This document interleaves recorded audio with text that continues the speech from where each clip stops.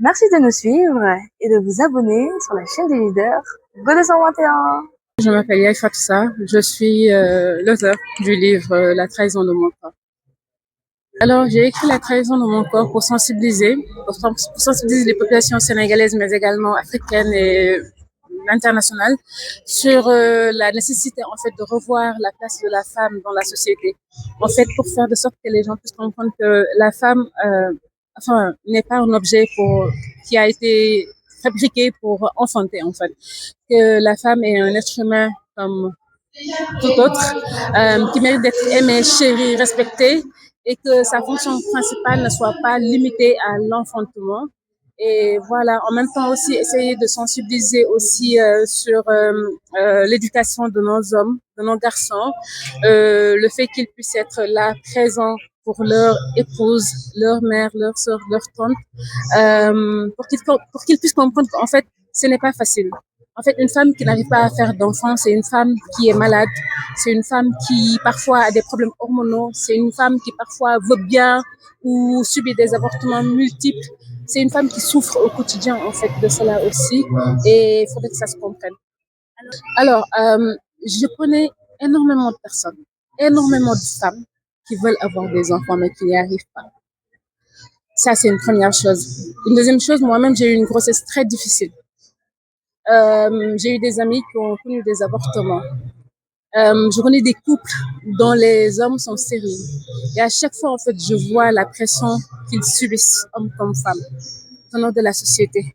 Et je vois ces femmes-là souffrir de douleurs articulaires au quotidien, avoir des problèmes respiratoires au quotidien, avoir des problèmes hormonaux qui ont un impact énorme sur leur cœur, par exemple. Et c'est là que je me suis dit, ben, il faut que je fasse quelque chose. Et comme j'ai l'habitude d'écrire et que j'avais envie d'écrire sur cette thématique-là, ben, je me suis dit qu'il fallait foncer et j'ai foncé. Alors, en gros, je cherchais juste à dire que une personne qui ne peut pas avoir un enfant est une personne qui a été trahie par son corps. C'est tout. En gros, c'est ça. Parce que quand on n'a pas d'enfant, c'est parce que quelque chose ne va pas dans sa biologie. Et quand quelque chose ne va pas, c'est pas parce qu'on n'a pas envie que ça n'aille pas, c'est parce que Dieu a voulu que quelque chose n'aille pas. Et dans le fond, en fait, du roman, ben, j'ai cherché à faire de sorte que tout le monde puisse s'y retrouver, en fait. Que l'homme puisse s'y retrouver, que ça soit l'homme qui est stérile, que ça soit l'homme dont la femme ne peut pas faire d'enfant, que ça soit. Et dans ce roman-là également, j'aborde la perte d'un être cher et comment on peut avoir plusieurs combats en même temps, en fait. Que ça soit dans le milieu professionnel, que ça soit dans le milieu familial, que ça soit dans le milieu, enfin, que ça soit de manière personnelle dans son ménage, on peut se retrouver à avoir plusieurs fronts qui sont ouverts, mais les gens ne les voient pas. Les gens restent focus sur ce qu'ils veulent eux voir. Et dans ce cas précis, c'est un enfant dans un j'ai écrit en, je pense, 3 mois. Je parle sous le contrôle de Salif en 3 mois. Et tout est parti, comme je disais tout à l'heure, d'une mission que j'ai eu à faire à Nairobi. Et durant ces nuits, je dormais pas et j'en profitais pour écrire. Et un ami qui s'appelle Moussa a bien voulu me relire, me booster et me mettre en rapport avec Salif qui m'a accompagné. Ben, l'ouvrage est disponible actuellement, nous vendons et puis la maison d'édition en fait va faire de sorte que ça soit disponible dans les librairies également au niveau national. Alors, Empire des enfants, c'est chez moi. Empire des enfants, c'est ma vie. En fait. Moi, quand je cherche à être tranquille, à être bien, je viens à Empire. Quand je me sens mal, il suffit que je vois les enfants, il suffit que maman Anta me prenne dans ses bras, que je me sens mieux en fait. Et c'est pour cela que j'ai choisi de revenir chez moi.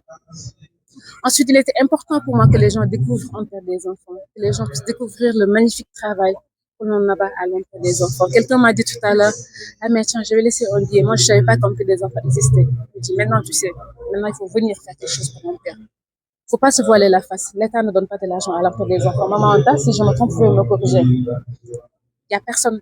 Il y a des gens qui viennent ponctuellement aider. Mais il faut plus, en fait. Il faut que les gens viennent de manière volontaire faire ce qu'ils peuvent faire. Si c'est de l'argent qu'ils donnent, si c'est du riz qu'ils donnent, si c'est, je sais pas moi, une inscription qu'ils vont payer pour 50 enfants, qu'ils paient, si ce sont des habits qu'ils donnent.